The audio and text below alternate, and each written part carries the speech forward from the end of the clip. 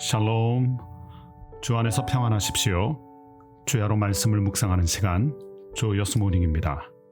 오늘 함께 나눌 본문은 사사기 9장 1절에서 15절까지의 말씀. 드디어 파란만장했던 기드온의 시대가 끝났습니다. 되돌아보면 기드온의 삶은 공도 컸고 과도 많았습니다.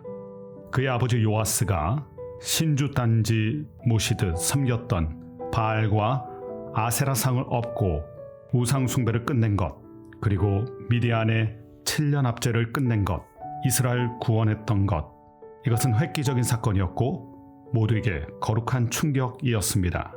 그러나 찬란한 성공 뒤에 기드온은 자기 관리에서 미천이 드러나고 말았습니다. 자기 자신을 과신하고 또한 과시하고자 은금 패물로 치장하기 시작하였고, 또한 많은 아내를 두어 70명이나 되는 아들을 두었는데, 이것은 기드온이 다복했다는 것을 보여주는 게 아니라 기드온의 삶이 난잡했다는 것을 보여주는 것입니다. 이런 기드온의 모습 속에서 우리는 하나님의 흔적을 찾아보기가 쉽지 않습니다. 영적 리더는 자기 자신을 보여주려는 사람이 아니라 그를 통하여 역사하시는 하나님을 보여주는 사람인데, 기드온은 갈수록 기드온만 보입니다. 이것이 기드온의 타락입니다. 이렇게 기드온의 시대가 막을 내렸고 이스라엘은 급격히 혼돈 속으로 빠져들게 되었고 영적으로 무너지게 됩니다. 그런데 그 중심에 서 있던 사람이 바로 기드온의 아들 아비멜렉입니다. 사사기 8장 31절 말씀을 보면 그는 세겜에 있던 기드온의 첩의 아들입니다. 왕후 장상의 씨가 따로 있는 것은 아니기에 출신 성분을 문제 삼을 필요는 없습니다.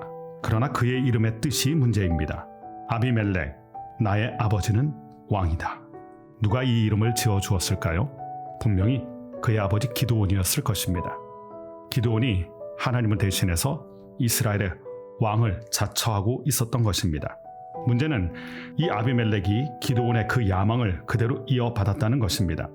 하나님을 왕으로 모신 것이 아니라 스스로 왕이 되고자 온갖 계략과 술책을 꾸미게 되었고, 그 결과로 그는 이스라엘의 왕이 되고 맙니다. 그 방법이 불공정했고 불법이 난무한 것이 또한 문제입니다. 그는 먼저 그의 외가인 세겜 땅으로 가서 사람들을 선동합니다. 사람들의 마음을 얻어야 되는데 사람들의 마음을 빼앗기 시작한 것입니다.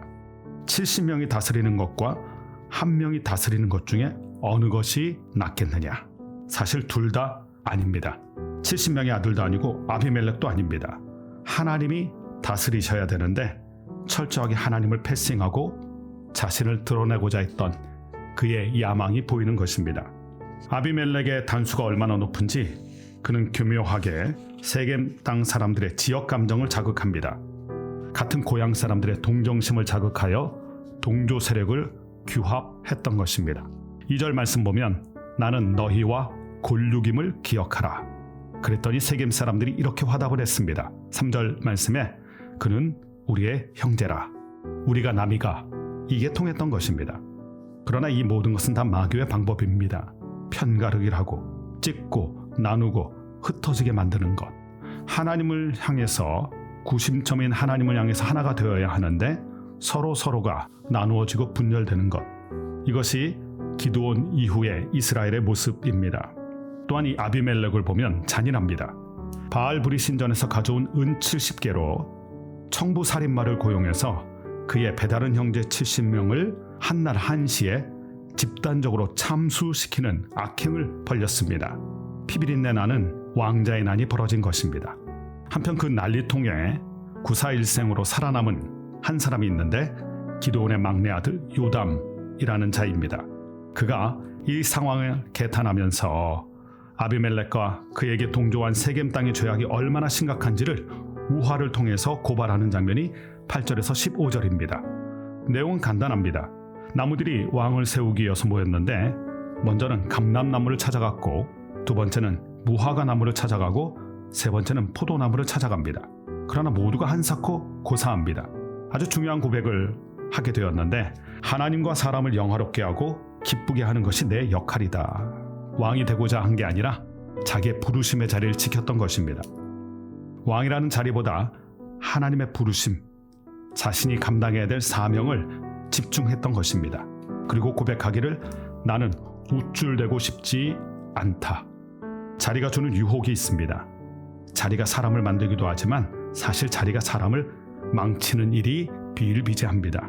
이렇게 다들 한사코 거절하니 궁여지책으로 찾아간 게 가시나무입니다. 여기서 이 가시나무가 아비멜렉입니다. 더 이상 찾아갈 나무가 없어서 가시나무에게 온 것인데 가시나무는 너희가 제대로 찾아왔다. 내 그늘에서 쉬어라. 다른 새 나무와 달리 우쭐대는 모습, 이게 교만입니다. 우쭐거리는 마음과 그 태도가 교만입니다. 오늘 말씀에서 우린 두 가지를 마음에 새기게 됩니다. 그 어떤 사람이라도 하나님의 자리를 대신해서는 안 됩니다. 감람나무처럼 튼튼하고 무화과나무처럼 풍성하고 포도나무처럼 달달해도 하나님만이 우리를 다스리십니다. 인간의 비극은 하나님을 버리는 것으로부터 시작됩니다.